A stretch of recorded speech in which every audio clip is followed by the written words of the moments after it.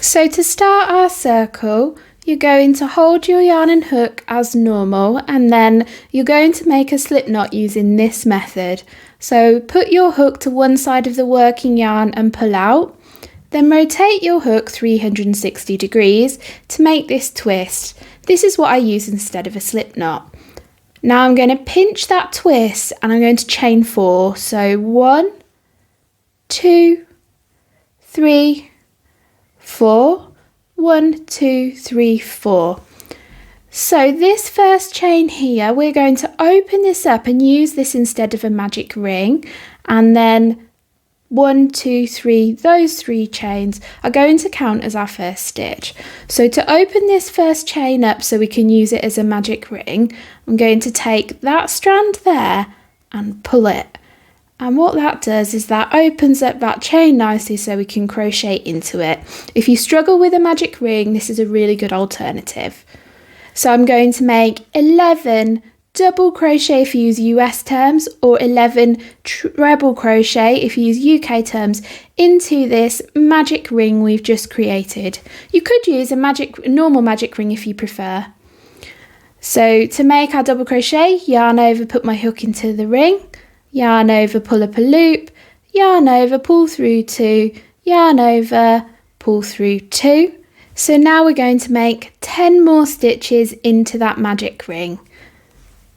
I'm going to speed this up and meet you at the end of this round, so pause your video now until you've made those 11 total double crochet stitches, or 11 total treble crochet stitches if you use UK terms.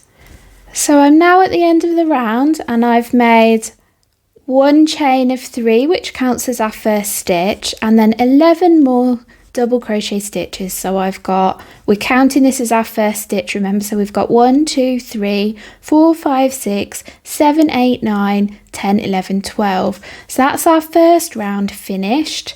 So now grab that tail and pull it, and what that does is that cinches that centre closed, so we don't have a big hole anymore.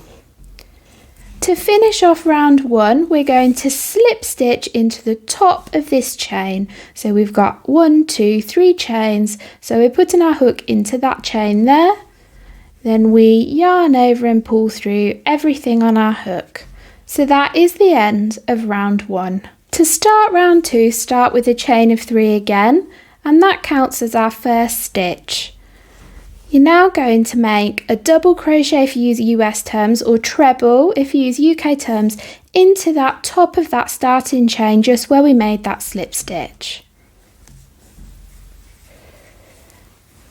And then in the top of each of these stitches, all the way around our first round, you're going to make 2 double crochet if you use US terms, or treble crochet if you use UK terms, into the top of each stitch. So every stitch is going to have 2 stitches in. So let's work those first 2 stitches together.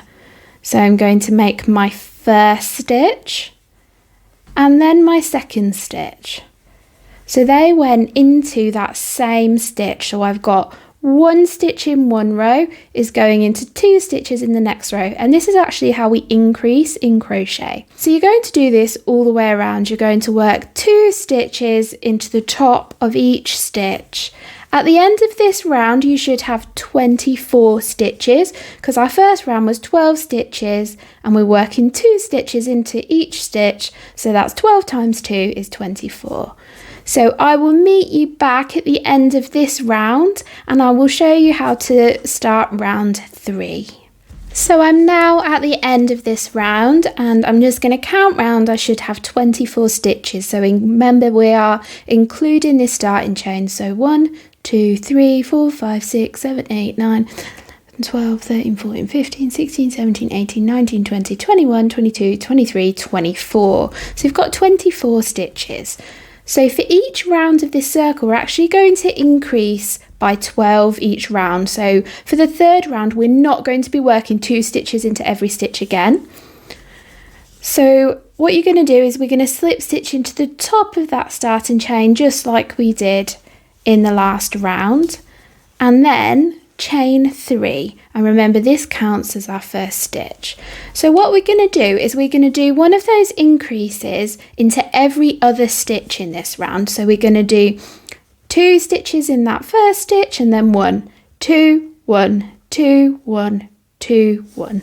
So let's see what that looks like. So I've already got 1 stitch in my first stitch, so I'm going to make another double crochet into that same stitch, and then in the next stitch I'm just going to do 1 double crochet. That's double in US terms or treble in UK terms. And then in the next stitch you're going to work 2 double crochet, so that's 1, 2. So you can see there we've got a group of 2 and then 1 and then 2. So in the next group we do 1 and then the group after we do 2. And then you're going to repeat this all the way around your circle, and you should end up with 36 stitches because, like I said, every round we increase by 12. So what I'll do is I'll crochet around and I'll meet you back here, and then I'll explain what you do for every row moving forwards. So here we are at the end of round 4. I've counted my stitches and I've got 36 all the way around. So for this row and all future rounds of our circle, we're going to increase by 12. So what that looks like is row 4 would be a total of 48 stitches because our last row was 36, so 36 plus 12 is 48. And what that looks like is an increase, so 2 stitches in 1 stitch, and then we work 2 stitches with 1 stitch in each. So we're doing a group of 2 and then a 1 and then a 1 and then a 2 and then a 1 and then a 1 and then a 2 and then a 1 and a 1 and a 2. So every time we move up a row, our increases get 1 stitch further apart. So this is row 4. There's going to be 2 stitches between our increases. For row 5, there would be 3 stitches between our increases. And that's how you can make a circle to any size you want. These work really well as like coasters and table mats.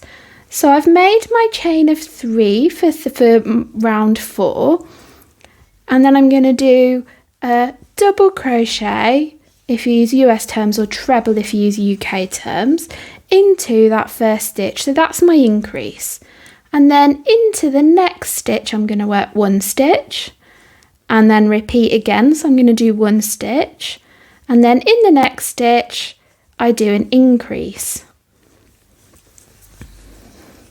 And then I would repeat this all the way around. And if you follow that formula of every round you increase by 12, then that should work. What I'll do is I'll bob a written pattern down in the description so that you've got something to refer to if you want to make your circle even bigger than this. I hope you've enjoyed this tutorial, and you'll probably enjoy the tutorial I've popped on your screen now if you've liked this one. And don't forget to subscribe if you want to see more crochet tutorials.